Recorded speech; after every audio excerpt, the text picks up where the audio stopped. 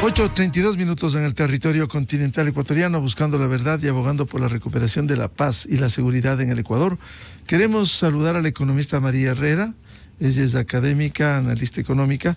Lo invitamos para analizar el cierre de este año en la parte económica con el gobierno saliente, el crecimiento de un déficit fiscal y también la organización del nuevo gobierno. Tendrá que elaborarse una proforma. Mientras se aprueba una proforma, funciona en cambio de gobierno la proforma que está vigente. ¿Cómo ve el cierre de este gobierno en las condiciones económicas que están? Muy buen día, economista Herrera. Buenos días, Miguel. Buenos días a la audiencia. Muchísimas gracias por la invitación.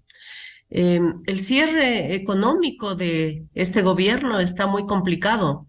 Hemos insistido en la existencia de un déficit de alrededor de los 6.000 millones de dólares, con una cantidad de atrasos a los diferentes proveedores al gobierno por alrededor de también 1.700 millones hasta fin de octubre, con unos intereses y unas amortizaciones de la deuda por vencer, con una falta de fondos en la caja fiscal para el pago de los sueldos de diciembre, que incluyen no solamente el sueldo de diciembre, sino también el 13º sueldo, que como todos conocemos es un adicional, el 13º sueldo del año, y con una apenas cantidad que no llega a 200 millones en caja, con la esperanza de que las recaudaciones tributarias en diciembre alcancen por lo menos a los 1.300 millones,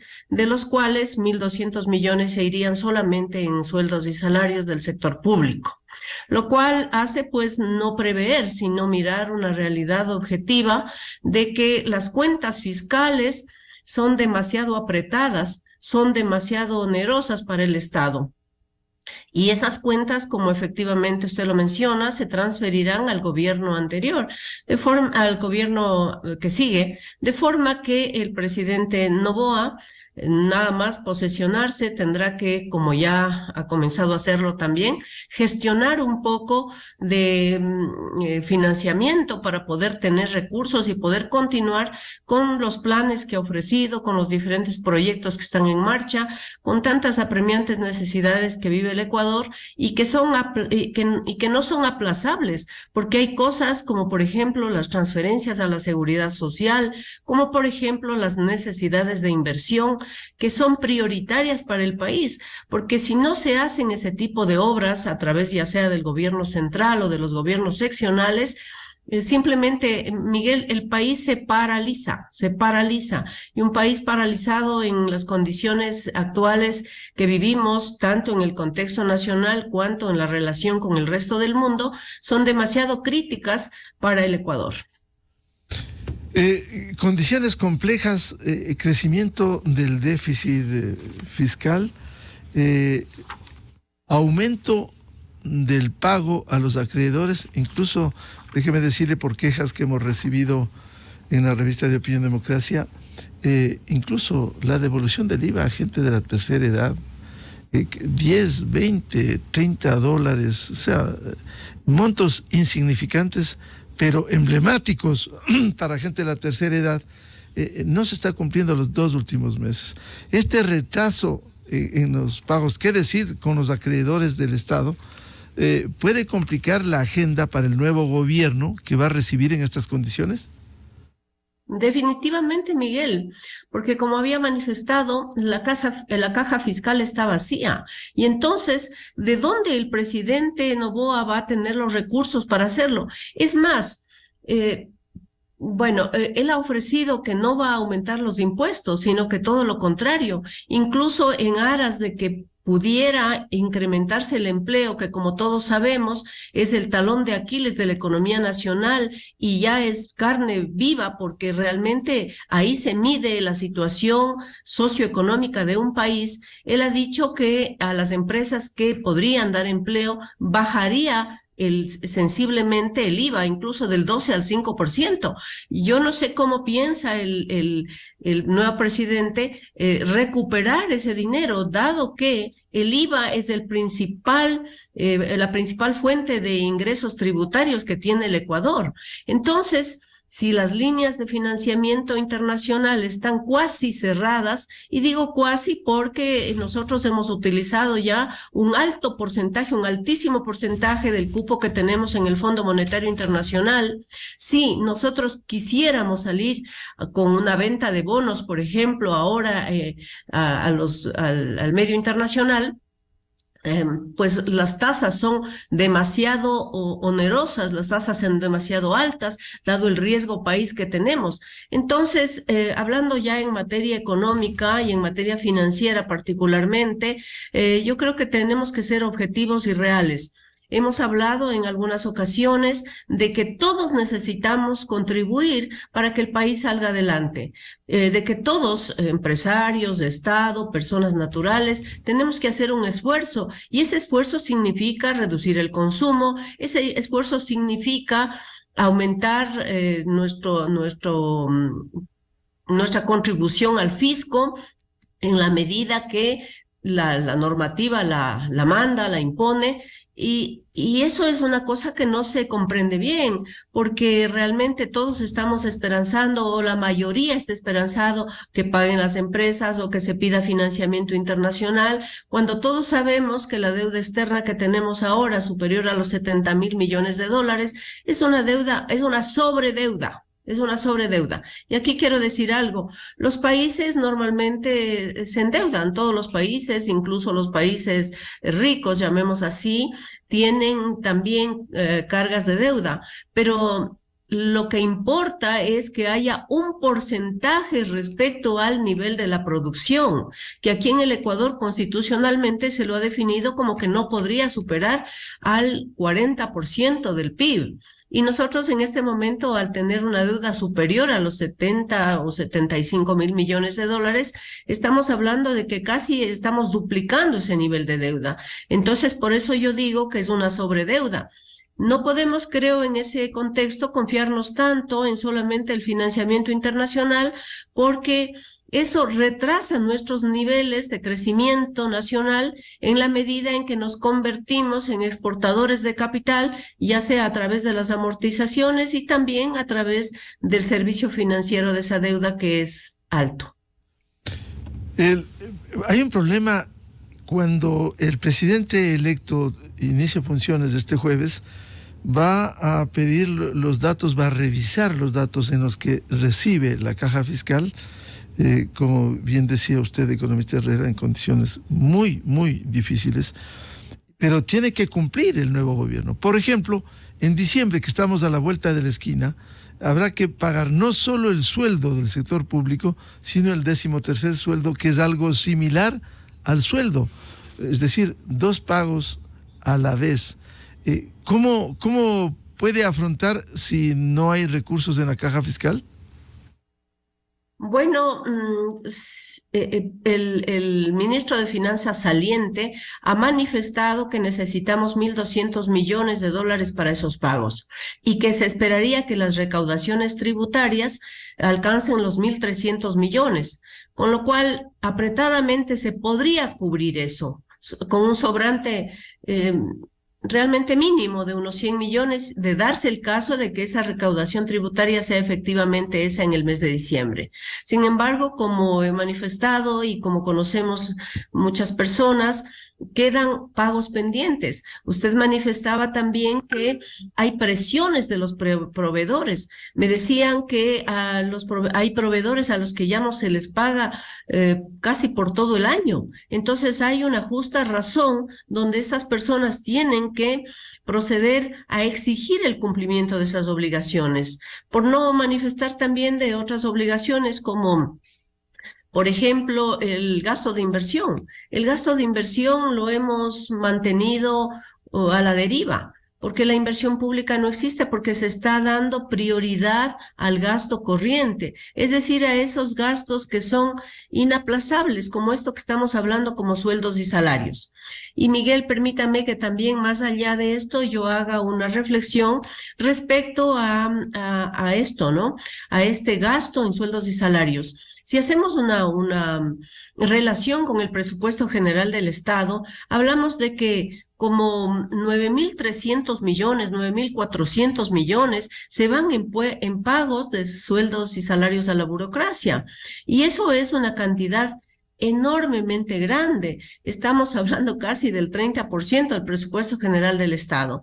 Entonces, cuando hablamos en el Ecuador de que deberían haber reformas estructurales, tenemos que considerar esto, porque no es posible que una parte tan pequeña de la población se lleve unos recursos tan significativos del presupuesto general del Estado, donde están las contribuciones tributarias de todos quienes hacemos el país.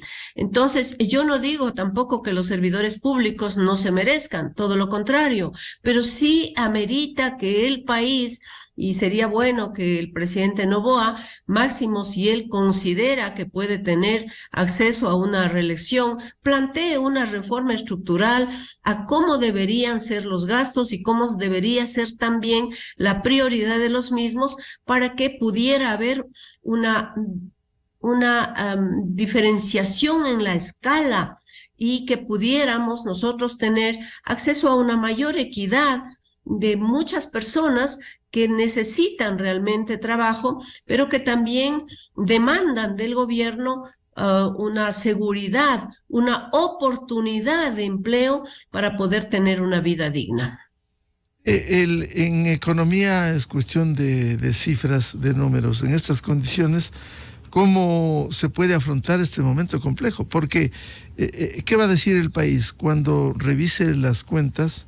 La nueva administración, vendrá la sorpresa, vendrán las observaciones, vendrán los cuestionamientos, pero el país quiere soluciones. Se ha hablado de al menos 2 proyectos que se enviarían en los primeros días, proyectos urgentes en materia económica, que puede arreglar en un tiempo, no inmediatamente, porque aquí necesitamos la generación, el ingreso de recursos ya. Eso puede tomar tiempo, los 30 días del proyecto urgente en materia económica, el envío al Ejecutivo, puede venir el veto parcial o total. Es decir, va a tomar su tiempo estos proyectos, no es tan rápido de la noche a la mañana. ¿Qué hacer frente a este panorama, María? Bueno, si es que no se logran reunir los recursos a través de la contribución tributaria, lo único que hay que hacer es un financiamiento. Es un financiamiento porque no hay de otra. Un crédito swap, incluso me temería yo, lo que ya se ha venido diciendo y que personalmente no lo comparto, el poder tomar dinero de la Reserva Monetaria Internacional, porque es que ¿de dónde más vamos a tener si la caja fiscal está vacía?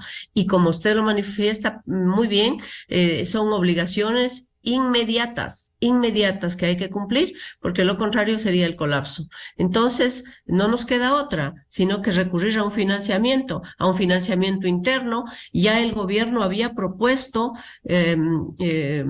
una venta de bonos al IES, ¿no?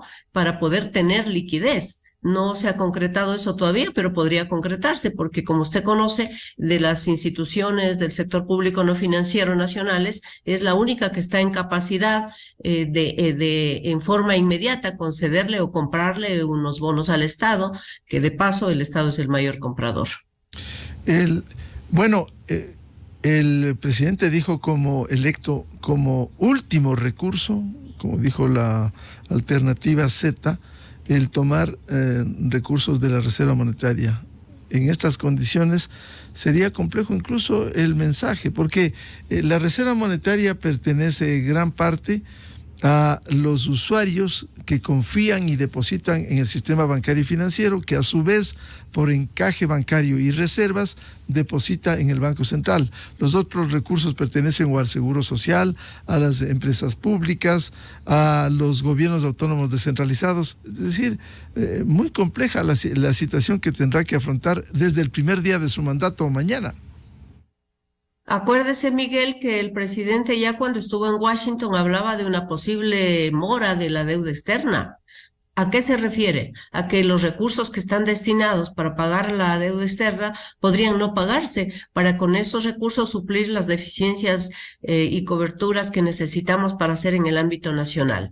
Es decir, que como estamos analizando, estamos realmente en una situación crítica, en una situación de riesgo, en una situación donde ya no hay, el bolsillo está vacío y tenemos que sacar de otro lado como sea, pero tenemos que sacar de otro lado. Pero claro, en estas condiciones, lo que estamos analizando, por ejemplo, el tomar de la reserva esos recursos que podrían ser de la deuda, nos pone en una imagen internacional totalmente crítica, totalmente de falta de confianza.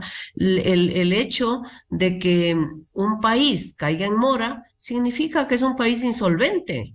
¿Y quién quiere tratar con un país insolvente? Nadie. Tampoco nosotros lo haríamos con una persona que nos pide un préstamo, un crédito, cuando sabemos que no tiene recursos para pagar. Entonces, el presidente Noboa, me atrevería yo a decir que no sabe en qué terreno está pisando aún, y creo que será una de las razones precisamente por las cuales el Ministerio de Finanzas parece que sigue vacante. Sí, pues y hay que arrancar desde el primer día ya con la toma de decisiones.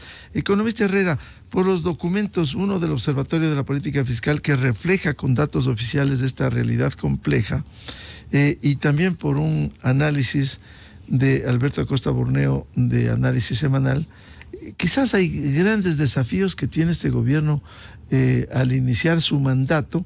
La crisis que viene, por un lado, del sector productivo, por otro, la crisis social y evidentemente la crisis de la caja fiscal.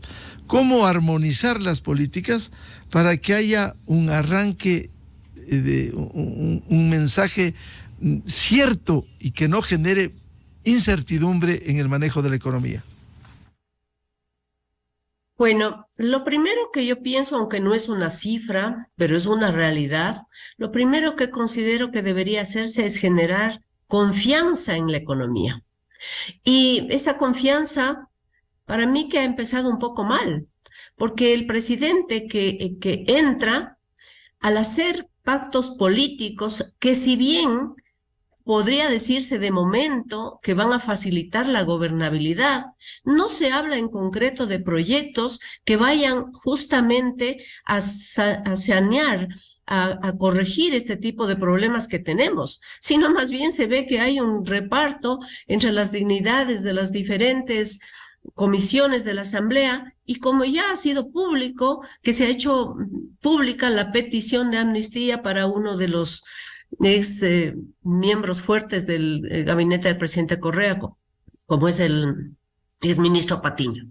Entonces, yo pienso que el presidente lo que tendría que haber hecho es desvincularse, y eso es lo que pretendíamos muchas personas, que nos diera ese signo de confianza, que su administración va a ser una administración más técnica, que su administración de alguna manera, con algunos acuerdos que son inevitables, tendría que precautelar la situación de país como tal. Y también ha hecho unas declaraciones, a mi criterio, desafortunadas, en el sentido de que tendría que hacer estos pactos políticos, y también lo dijo en Washington, para poder ir a su reelección. Creo que es importante que el país tenga un presidente que no dure solamente un año y medio, porque no hay precisamente continuidad. Sería muy bueno para el país que una política de Estado se consolide en más del periodo normal de los 5 años. Sin embargo, la forma como se ha abordado, yo sé que es muy difícil y pienso, y no quisiera estar en los zapatos del presidente Noboa. Sin embargo, yo creo que esa confianza, en lugar de fortalecerse, se ha desmejorado, porque precisamente el riesgo país bajó significativamente, subió significativamente. Entonces, yo sí creo que lo primero es que hay que mejorar la confianza, y esa confianza es a través de las declaraciones que hace el Ejecutivo, del trabajo que propone conjuntamente con la Asamblea y los otros poderes del Estado, pero algo que sea visible, que es verdad que no son proyectos que se pueden hacer en el corto plazo, pero sí se puede ver en el mediano plazo un poco cómo iría, o las perspectivas, la proyectiva, que puedan manejar esos proyectos.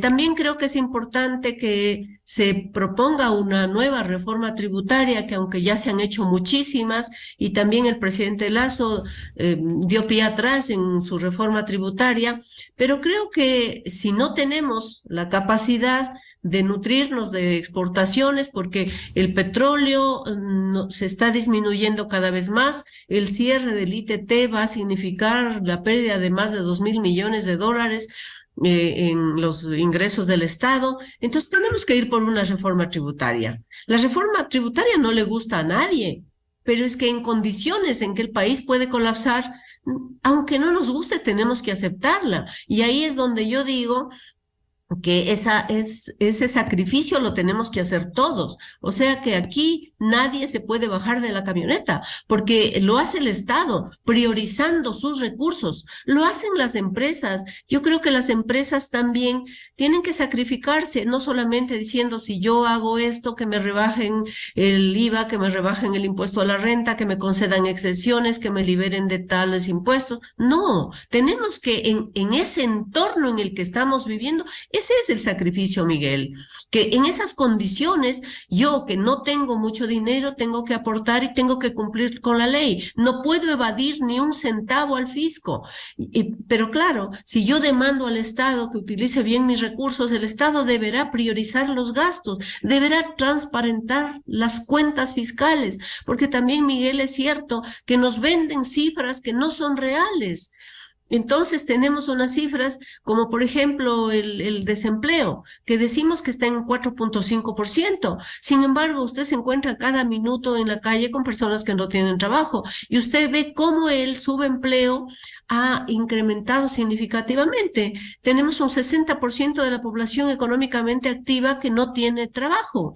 En la universidad yo veo diariamente cómo los chicos se gradúan y van a trabajar con $200 de sueldo. Entonces, claro, el Estado tiene que transparentar sus cuentas, tiene que gastar adecuadamente, tiene que priorizar el gasto. Y pienso que en eso el presidente Noboa ha dado una pequeña muestra cuando él ha dicho que los gastos de la oposición tienen que ser menores. Y bueno, y también las empresas y también las personas naturales tenemos que hacer ese esfuerzo y tenemos que concientizar. Solo de esa manera nosotros podemos tener acceso al mercado internacional, para que, dada esa confianza, puedan inversionistas extranjeros venir. Un aspecto importante que nos mantiene en pie todavía son las remesas de migrantes, ¿no? Que con dolor la gente tiene que salir, pero que es el mayor rubro de ingresos, incluso mayor que el de las exportaciones de petróleo ahora, ¿no? Entonces, tenemos que valorar ese tipo de situaciones, tenemos que armar una agenda, diría yo, donde se contemplen todos estos puntos que nos puedan devolver esa confianza ante el mismo mercado doméstico o la misma economía doméstica, pero también la internacional. Economista Herrera, el tema de la reforma tributaria es compleja y el propio presidente electo anunció que iba a hacer una reforma tributaria. No sabemos el contenido todavía, pero sí en líneas generales dijo, por ejemplo, reducir el IVA para el sector de la construcción. Puede haber una reforma tributaria que se entiende será para aumentar los ingresos fiscales si hay una reducción en el caso del sector de la construcción, que ha estado deprimido. ¿Cómo se va a compensar eso? Una reducción, hay que llenar ese hueco, incluso aumentar los ingresos por las necesidades que tiene la caja fiscal. ¿Cómo pudiera articularse una reforma en esas condiciones?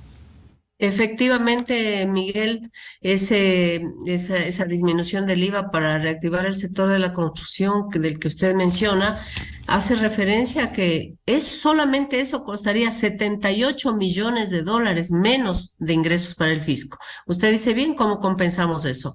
Bueno, la alternativa es, en cambio, que suba el IVA, que suba el impuesto. Yo pienso que eso produciría una conmoción social, pero no hay otra alternativa. La otra es que se siente a negociar, si es que está hecho ese pacto, que se siente a negociar pues la eliminación de los subsidios a los combustibles. Ahí tendríamos una buena cantidad de ingresos y que precisamente esos ingresos irían a cubrir a los sectores más vulnerables y necesitados. Es decir, eso no se puede entender todavía.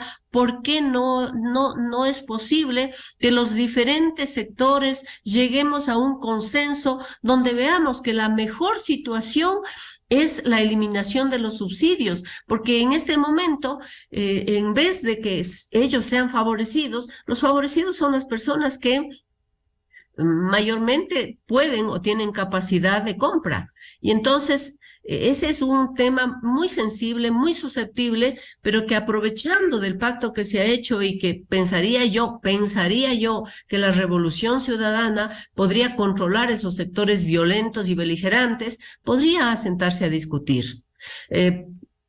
La otra, como digo, es subir el IVA. Y la otra que es bastante difícil, Miguel, es también el cobro de los tributos que no sean, es un control de la evasión tributaria. Se habla de que hay como 4.000 millones de dólares por cobrar, y también están involucradas ahí grandes empresas. Por eso es que yo digo, no solamente se debe exigir al pueblo, no solamente el Estado, también las empresas tienen que contribuir, y nuestra empresa ecuatoriana también tiene sus errores y sus equívocos, porque ha estado acostumbrado siempre a demandar del Estado y a contribuir en menor cantidad. Claro, una de las alternativas es lo del IVA, que es complejo por su incidencia, o el impuesto al consumo, y el otro, el tema de los combustibles. Allí se necesita una decisión política, porque se ha analizado tantos años la distorsión de beneficiar a quienes pueden pagar si se sinceran los combustibles, si se eliminan los subsidios, por cierto, focalizando para los sectores más pobres como el transporte público. Pero este es un tema muy sensible que habrá que ver qué respuesta hay, al menos en la Asamblea, que han dicho no más impuestos, y también hay posiciones políticas que le hacen el juego a sectores como el indígena, que emblemáticamente se oponen al sinceramiento del precio de los combustibles. Así es, Miguel, así es. Esperemos que el presidente Noboa ponga en práctica sus conocimientos académicos, se le facilite la gobernabilidad a través de este pacto que no se le ve muy adecuado, pero confiemos y démosle la oportunidad para que pueda solucionarse los problemas más apremiantes del país, que es lo que todos deseamos, que es lo que todos pensamos que debería hacerse. Bien, muchas gracias. Un gusto dialogar con la académica, analista económica, economista María Herrera, sobre temas de los desafíos económicos, la proforma presupuestaria y cómo queda la caja fiscal a propósito del cambio de gobierno este jueves. Muchas gracias, María, su atención a la revista de Opinión Democracia. A usted, Miguel, muchísimas gracias y buen día para todos. Con esto cerramos la jornada de entrevistas y debates, la opinión diversa y libre en la revista de Opinión Democracia, a través de Exa FM, Democracia M y Democracia TV. Les recomendamos, ya viene en Exa FM, el show de la papaya. Y a los miles de seguidores de la revista de Opinión Democracia, muy amables, les deseamos un feliz miércoles a todos. Muy buen día. La revista de Opinión Democracia, buscando la verdad en todas partes. It's a wonderful time. Make a wish, make it shine.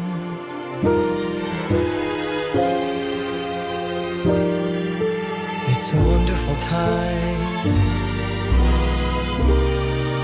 playing music with my friends.